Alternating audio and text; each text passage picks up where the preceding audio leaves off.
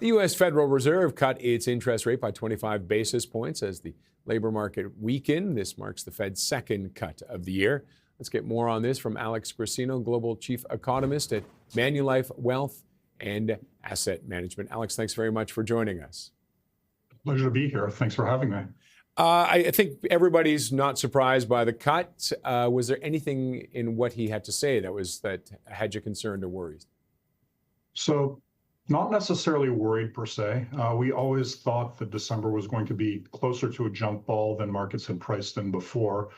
And so him moving towards infusing that measure of uncertainty was not really much of a surprise. There was one thing that I thought was interesting from the comments, though, which was a bit of a tell on how they react to their dual mandates and assessing the weight of risks around them. Essentially, what Fed Chair Powell said was they are A, moderately restrictive, and B, when you look at the balance of risks, and they're roughly equal at this stage between inflation and the labor market, neutral is probably an appropriate place to be. So if you put two and two together, even though December is a question mark, I think overall the direction of travel was still made pretty clear at this point. And do you like the direction the direction of travel?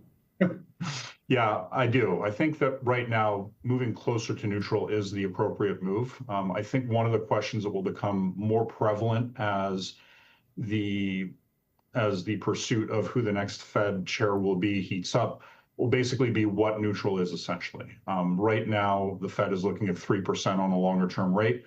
Whether or not they get there in the next 6 or 9 months is very much a question mark. We do think they go probably twice more for as long as Fed Chair Powell is governor. And after that, it's more of an open conversation. Do you think as you move forward that the actual benchmark inflation targeting that the Fed has done historically, do you think they're going to move a little bit higher than in prior cycles, or are we still expecting 2% being the right anchor as we look ahead? I think they're going to look at 2% as the right anchor, but I think there's going to be a greater tolerance for being away from it at this point. Really, when you look at where we are relative to where we were during the height of the pandemic, I don't think there's any real sense of urgency around inflation. It feels like more of a task than an imperative at this point to get back towards 2%. And especially now that it's been clouded with, even though the impact has so far been muted on tariffs, there's a couple of years where they're expecting some distortions, and they've essentially given inflation permission to run a little bit hot for the next little while because of it. What has changed that we've gotten to the point we're more comfortable with that, with the 3%? I think it's just time, frankly. When you look at a lot of situations, change can be jarring. You have to work through all of those dynamics, but as you get more comfortable with a certain dynamic, you can operate better in it. And I think the Fed doesn't think it's ideal, but I think it is at levels they can live with at this point.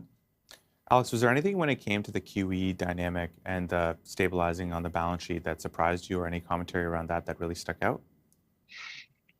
Not particularly. I think that the idea that they were going to end it had been broadcast or had been floated a few days before the announcement came through. So there wasn't really any massive surprise there. Overall, clearly at the margin, improved liquidity is good for the markets from a broad perspective. So we'll see how that evolves.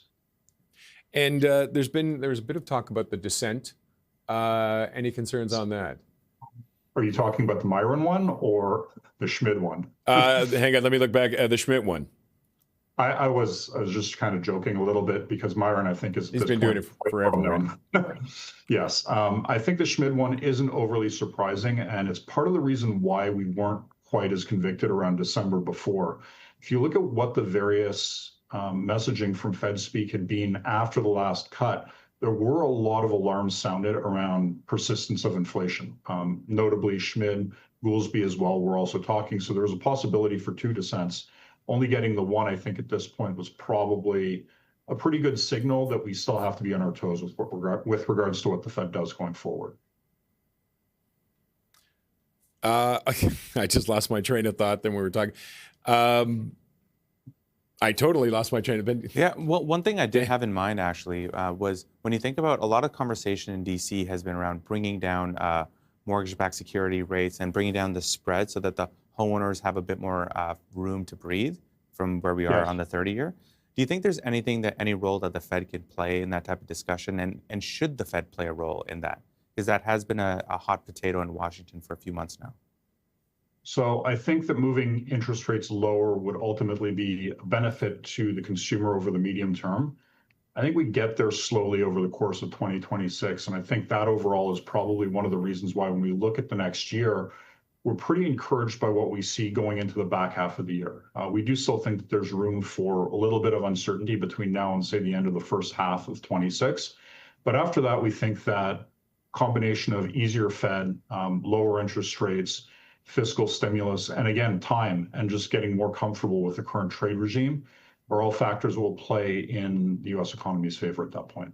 Okay, Alex, thanks very much for joining us. We appreciate it. My pleasure. Thanks for having me. Alex Grassino is Global Chief Economist at Manulife Wealth and Asset Management.